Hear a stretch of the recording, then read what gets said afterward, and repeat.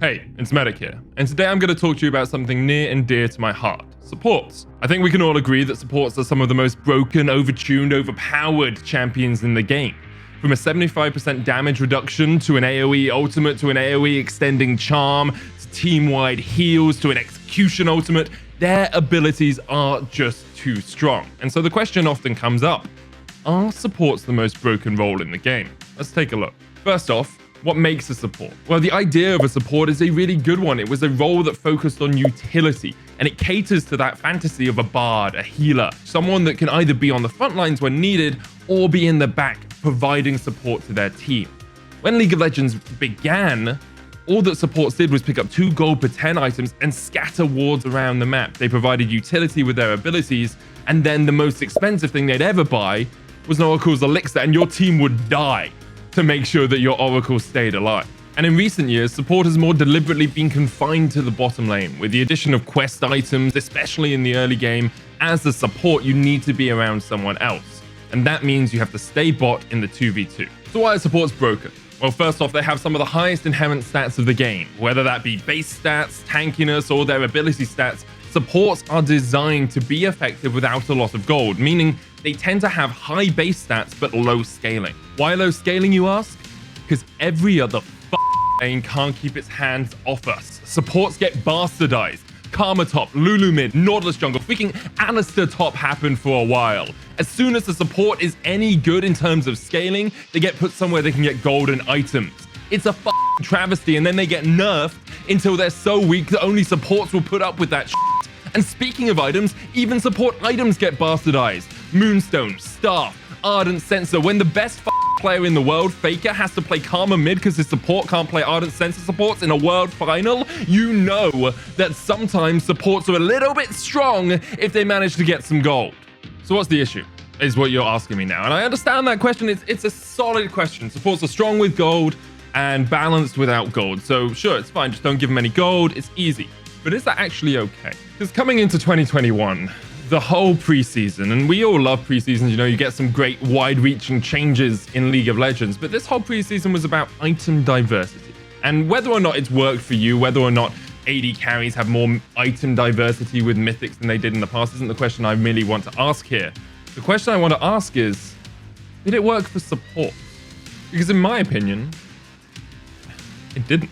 As a support, you get to buy 1 item per game. The quest item, that's mandatory. That doesn't count. That's like buying a Doran's blade.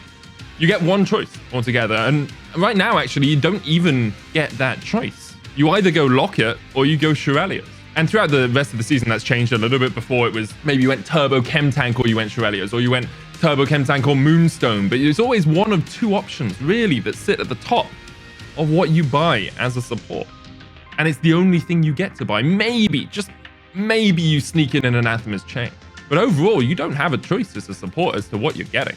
You get one of these 2. There is a dearth of support choice, and part of that is to be expected. Supports don't get gold, so they don't get items. QED, makes sense, right? But even items that are specifically designed for support are totally underwhelming, and you don't see anyone buying them. Just look at Vigilant Wardstone. Firstly, barely gold efficient. Secondly, it's rare a support ever hits the upgrade threshold. And thirdly, all it does is allow you to spend more money to put more vision on the map. And we talked about Season 1 and how it was great in those days to just put down wards. But League has evolved and support has evolved. And the role of a support is no longer just a vision bot. You are part of a cohesive team. And in all honesty, as a support now, I want more than 1 choice per game. And I want that choice not to be dictated to me. I'm not saying support should get 10 items. I'm not saying supports without farming should get as much gold as an AD carry, but I'm saying there are ways to give me a choice as a support that isn't just what champion I play. So how do we fix it? Well, first off, I'm going to go to Game Design University and get 200 years collective experience. So I'm experienced enough to work on the balance. On a serious note, though, obviously I'm not a game designer, right? And all I can speak from is a personal pain point rather than a point where I know exactly how to fix League of Legends, because that would be arrogant. And the issue is, you buff support items, they're broken, they'll be picked up by people that can get more gold. And if you buff supports, they'll be broken, they'll be played in other lanes. And if you don't do anything, well, supports still sit in this weird position where you get to play 1 part of the game. 1 item per game is all you get. And in all honesty, I wonder if it would be better just to put some sort of unique currency on quest items for supports and say, well, if you have a quest item and you get it to 1,000 gold, you can pick one of 3 upgrades. Or you can buy one of these special support items that are specifically designed for support that you can't get if you're in any other lane. Is it frustrating as a support? Yes, of course it is. Not getting to buy items, not really getting that extra bit of choice that other people get is always going to be something that worries and concerns me. However, I don't have to farm. I get to play some of the most broken champions in the game, and so maybe it's a sacrifice that I'm willing to make. I still queue up for support every time I play solo queue, and I still enjoy the game. It's a difficult one because you're never going to make everything perfect, and sometimes someone has to make a sacrifice. Maybe supports are the people that make a sacrifice this time. But I just want to play League of Legends the same way that everyone else does. That's it from me for now. I can already hear the ravenous AD carry horde at my door trying to break it down, say, you have the easiest role in the game. What are you talking about? Anyway, if you like this video, keep an eye on all the latest esports news on the Jaxon app. See you next time.